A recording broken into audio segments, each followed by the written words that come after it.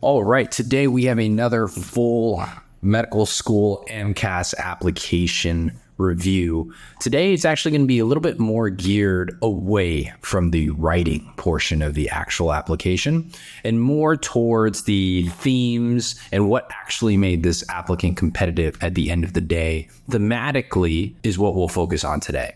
We're moving away from the writing because I think a lot of pre-meds are 1, 2, 3 years away from writing. If that is you, this is a perfect video for you. If you're more interested in the writing portion, how to actually tell your story, where and what activities to choose to be most meaningful and whatnot. The other application reviews we have on our YouTube account focus a little bit more on the words you use and things of that sort. Today, we're going to go through big themes as to why I think this student who did very, very well in his medical school application journey, why his results ended up like that. And we have a little bit of a summary at the bottom. This is a syllabus of some of the stuff that we'll talk about today. A lot of medical schools and their pre-meds understand this word impact. And they use it a lot in pre-med circles, Reddit, Student Doctor Network, but often there isn't a real compelling, clear, or straightforward definition of what impact actually is. We all know that we need to be impactful on our extracurricular activities, but what does that actually look like? And we'll go into how this student clearly demonstrated his impact. We'll talk about horizontal impact or perspective and vertical scale or that type of impact. Next, we'll talk about what being genuine actually looks like. We hear a lot that you have to be genuinely interested in something. You should only do the things that you're really passionate about, and that will show medical schools exactly who you are. There are 3 fantastic examples of how this particular student described and demonstrated to his dream medical schools that he was being vulnerable, that is one of the values that he exhibits. Now, you and I can both say, hey, I'm a very vulnerable, humble person, but the difference between you and I just writing that on a sentence and this student is that he has 1, 2, 3 clear examples with very, very 4K HD transparent details that prove without a doubt that he's a vulnerable, genuine person. And we want to get to that point where it's not questionable and we show our dream medical schools who we actually are, as opposed to just telling them, hey, I'm a vulnerable person. Hey, I work hard. Hey, I want to learn for the rest of my life. Hey, I like helping people and I love science. That's why I should be a doctor. Next, we'll go into this topic of imposter syndrome and one reason possibly explaining it. I think when I was a pre-med in 18, 19, 20 years old, kind of going through UCLA as an undergrad, one common theme was I always feel like I'm an imposter. I always feel like I'm an imposter. And one of my well-meaning mentors told me one day, he said, maybe you are an imposter. Maybe you are in a position where you genuinely are not ready. And he said, that's okay, because at least you know exactly why you're an imposter, why you feel that way, and what the next steps are to get rid of that feeling. Essentially, it's to develop the skills so that you don't need to feel like an imposter in those situations, so that you feel confident in those situations. And I'll give you an example of how this student did that. Lastly, we'll talk about opportunity cost and how many hours he spent in various clinical experiences, 250 hours shadowing, 1,500 hours as a medical scribe. And the direct question being, does one need to do that? Did that actually help his application? And we'll go through a little bit of a deep dive there. All right, so we'll start from the top here. What is impact? We all know that the most impactful pre-meds end up being the most competitive. And so there's maybe a causality relationship there. But how do we define people who are impactful and who are not? Well, in my eyes, I think of it as a 2-axis kind of grid. On the vertical axis is what I call scale, which is basically what is the scale of the effect that you're making. So let's say you and I are both interested in education. At the bottom of that scale, you might say, hey, I teach my roommates how to answer maybe 1 or 2 questions on his OChem practice set. So that would be education and teaching, but you wouldn't put that on your actual medical school application because the scale is kind of small, right? It's 1 or 2 questions on a random Tuesday for 1 single problem set. So that's on the bottom of the scale. On the top of the scale, we have someone who creates Khan Academy, for example. And the scale of that education is unbelievable, right? It's probably the most well-known education company in the world. And so that is the definition of impact. And that's what people mostly think about when they think about impact. They think of what is the scale of impact that you're making? How many people are you affecting? How much are you affecting them, right? If you're affecting 1 million people, but all you're doing is, I don't know, teaching them how to say hello in Vietnamese versus affecting 1 million people and giving them all, I don't know, the skill to read, the impact is different. So the number of lives that you're changing, as well as how much you're changing each life, that goes onto this vertical axis scale. And so you'll see on different parts of this student's application, he has high impact, high scale activities.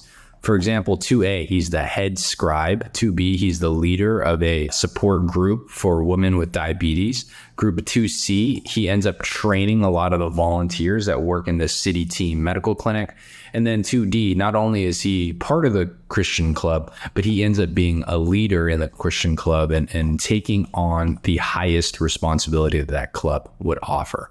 So let's look at a couple here. So 2A, over time, I was promoted as the head medical scribe. What does this involve? It involved more responsibilities. Like now he had to recruit, right? So that's not totally just the medical responsibility, but now he's finding people to be scribes in the future and training new scribes. He enjoys teaching new scribes how to properly assist a physician and quizzes them on the countless medical terms. And then he also created a system to increase the communication and efficacy of the medical group.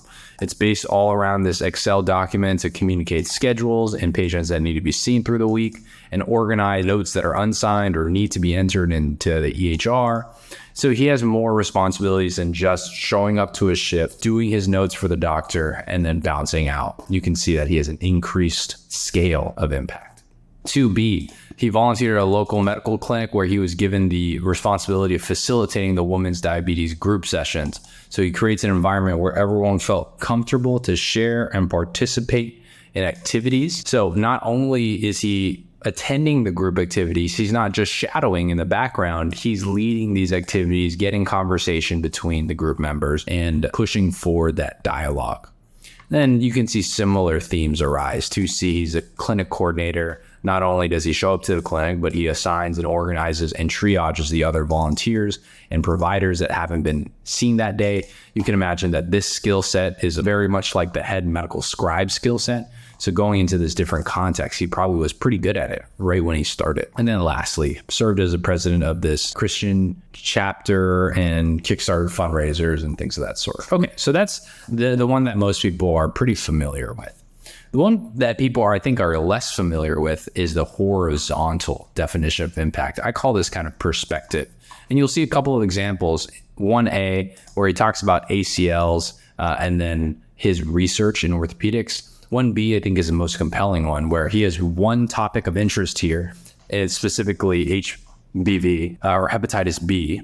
And not only is he the head of the hepatitis B project at college, he also did basic science lab work in hepatitis B. And he also gave a hepatitis B keynote to other chapters of the Hep B project in California. So we're now not looking at the same activity and just going up in roles and responsibilities, but we're looking at the same theme, in this case, hepatitis B, or the problem or the population, and we're going and seeing it from different perspectives. Another example is when I was very, very interested and still interested to this day in basketball. Not only do I play basketball, I read basketball, I watch basketball, I referee basketball, and I coach basketball. All these different perspectives gives you a little bit more roundabout understanding of this theme. So let's take a look at some examples. We also have a CRISPR-Cas9 cardio example here, but we'll go to 1A and 1B just so we can see all these different things pop up. So 1A, he is the years of wet lab research. He has a clinical research project with an orthopedic surgeon looking at the state of cartilage, the menisci, and the ACL. He did a chart review to look at if there's any specific variables that predict failure. Right? So he's talking about clinical research in the setting of sports and menisci and things like that.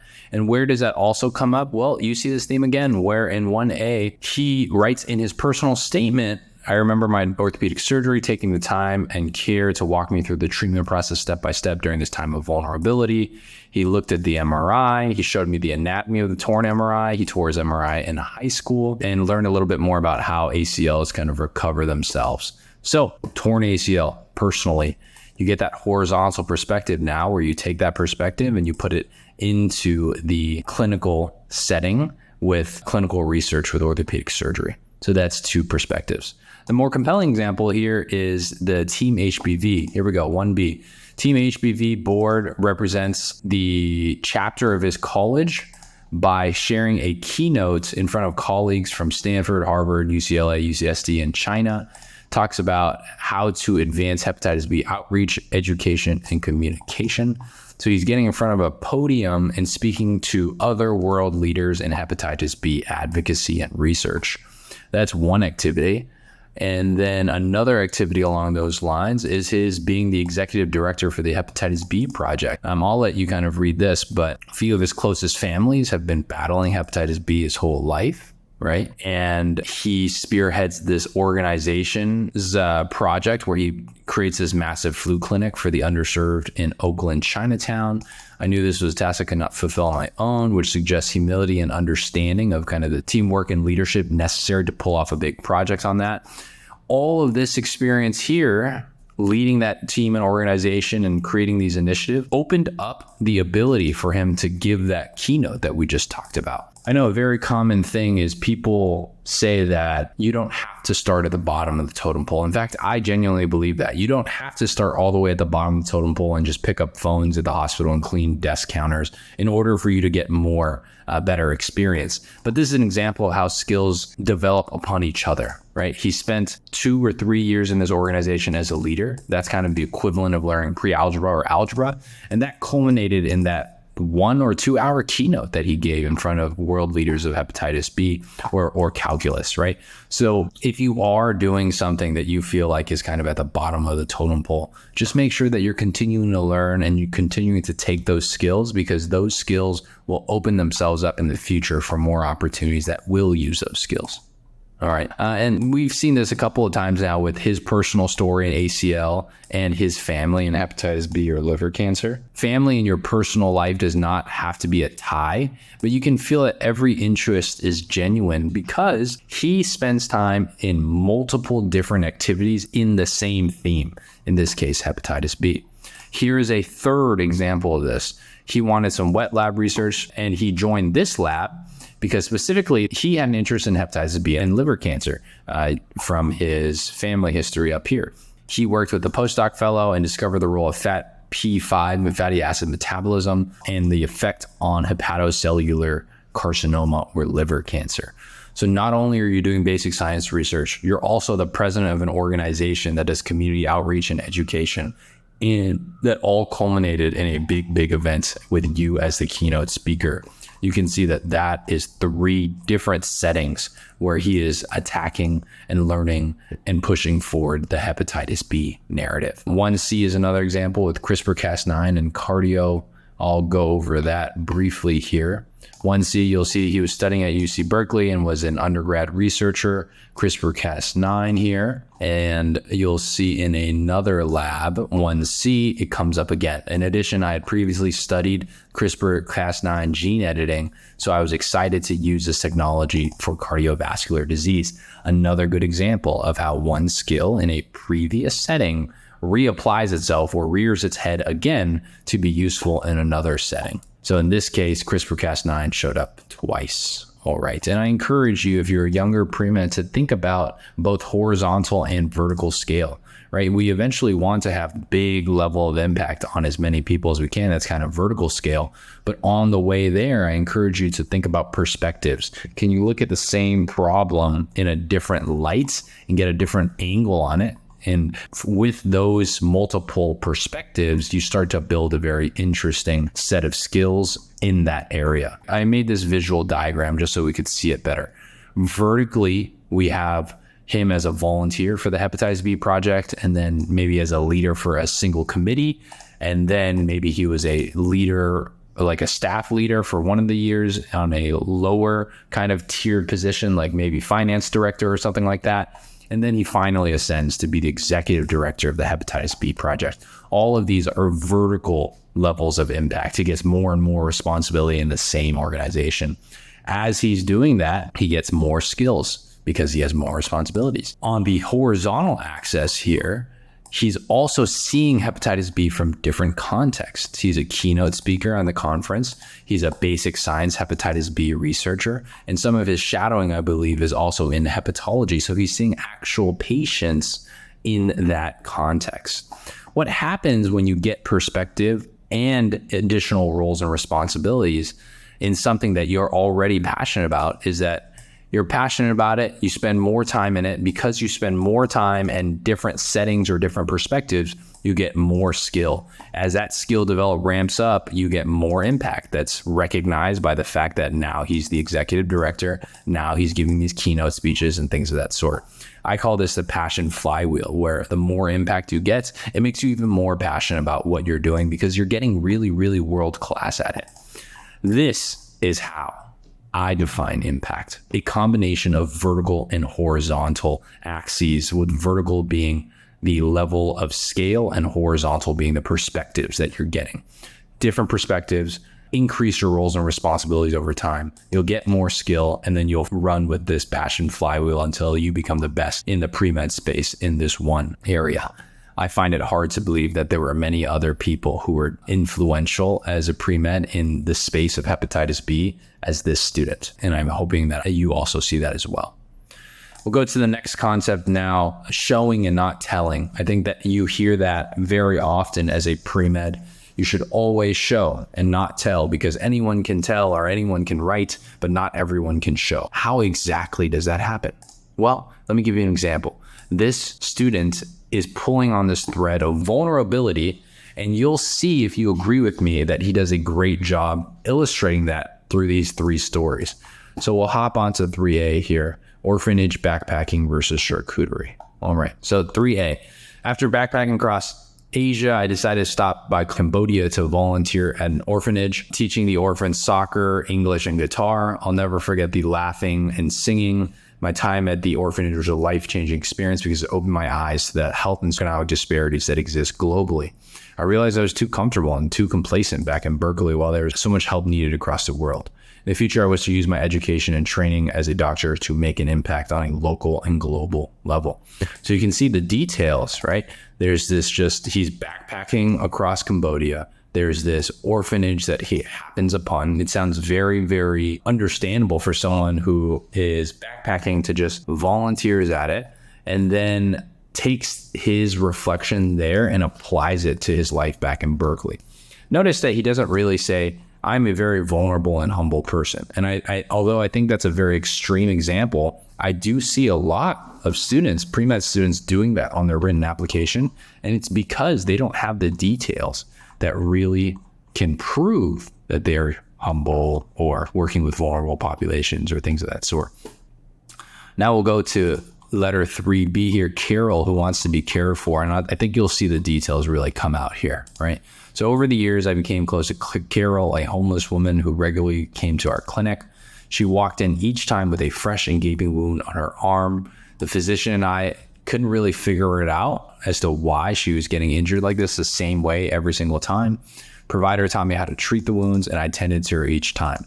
After building a relationship, she opened up to me and shared that she inflicted the wounds on herself just to be seen and treated by a doctor. What a plot twist.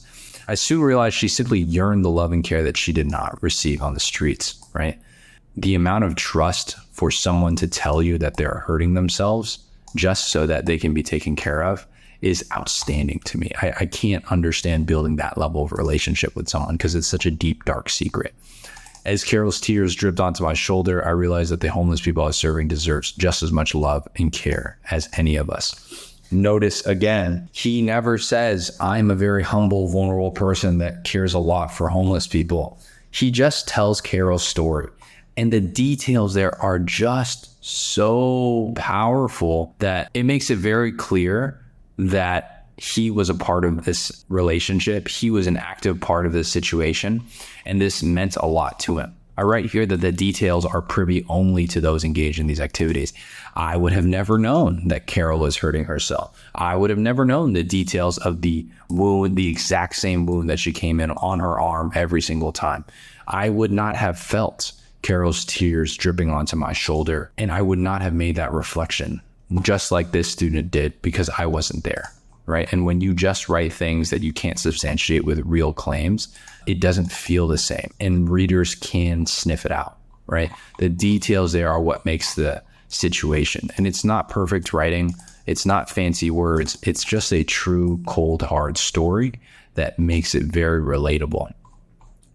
Lastly, here we have 3C, washing feet is what I wrote here. And you can come to this activity where he works for the suitcase clinic. While I washed the feet of the needy, I was always reminded of how little these people possessed and how I took many of my blessings for granted. So washing their feet was one of the most humbling experiences of my life. So you can again say that the homeless people have humbled you. But until you really demonstrate how you came to that conclusion, it's hard to really understand how genuine you are, because everyone is saying that. But now when he writes a simple, small phrase of washing their feet, a thing that I don't really think about when I think about homeless populations. I think of safe needle exchanges. I think of giving them food. I think of giving them showers. I think of giving homeless women and their families menstrual products and things of that sort. I don't actually think of washing their feet. And so the fact that this organization actually does that and he remarks on it, you can see it doesn't take many details. It just takes that phrase, washing their feet, for me to go, oh, yeah, that would be an experience that really humbled you. And because he has that detail, because he was a part of that experience, it makes this thread of vulnerability much more clear to me. So what can you take away from these sets of experiences if you're a pre-med? Well, it's that the activities that you spend your time in, you want to spend as much time with patients as possible, because the patients and the people are the people that generate the stories, right? You want to be a part of these stories and these interactions. And so if you're in an extracurricular activity where you're maybe working once every 2 weeks, once every month, once every quarter, and your interactions with patients is probably much more minimal than you like, then less often are you going to get these opportunities to build stories like that. And the more important takeaway is that if you are in an extracurricular activity, regardless of how often you see patients or work with people, write down those stories, journal about it, keep a log, because those details of washing their feet, or those details of Carol coming to the clinic every single time with the same wound, with the tears dripping on your shoulder, those are the details that are memorable. And you will not remember them if it's 2 or 3 years ago. So please do make sure to jog and jot down those details. Now, we'll move on to the next concept now of imposter syndrome. And this is not the only reason people can feel imposter syndrome, but this is one reason that I felt imposter syndrome, and that this student also felt imposter syndrome that was ameliorated with what I'm about to tell you. So a lot of pre-meds that I speak to understand the importance of leadership, not because it's just important to be a leader willy-nilly, but because it offers some sort of vertical scale, right? The higher of a leadership position you have, the more roles and responsibilities that you are responsible for. That is what is important from a leadership position, not the title or anything like that, but the level of roles and responsibilities and the associated skills that you develop in that position. That is the important thing. Now, perhaps you don't feel like you're good at leading. And one hypothesis is that, I feel like an imposter if I'm in this leadership position because I feel like I don't deserve it. And a very common piece of advice that I would have heard in the past is, oh, no, you do deserve it. You just feel like that. So you just need to kind of fake it until you make it. But the other possible answer, which one of my old mentors shared with me, is maybe you don't feel like you deserve it because you don't actually deserve it yet, because you're not good enough yet to earn that position and earn the respect of the people that you're leading. And that's okay. It doesn't mean that you're good, you're bad, you're dumb, you're smart. It doesn't mean that you're hardworking or lazy. It doesn't say anything about you personally, but it does say something about the level of skill that you have currently. And so when people and pre-med say, I'm not good enough to get into a leadership position, I'm not good enough for XYZ, the answer maybe perhaps is to actually get better at that thing. And this is a student or a colleague of mine that I know very well. And he had the same concerns of whether he was ready for leadership positions. And that was changed as he continued to get more and more repetitions and more opportunities to lead. And I just wanted to put down all the leadership positions that he had on this application to show you that becoming a leader is not a fake it till you make it thing for a lot of us. It's a thing where we take on small leadership positions. We take on small projects and we complete them. And we prove to ourselves that we can be leaders. He's a leader at his church. He's the head scribe for 1,500 hours with all those different projects we talked about earlier. He's the executive director for hepatitis B, and he gave a keynote to other world leaders, some world leaders from China and Stanford and UCLA and all these other places, to listen to how global community could increase their efforts at fighting hepatitis B. A smaller leadership position earlier in his life was the facilitating of the women's diabetes mellitus group discussions, volunteering at the city team clinic.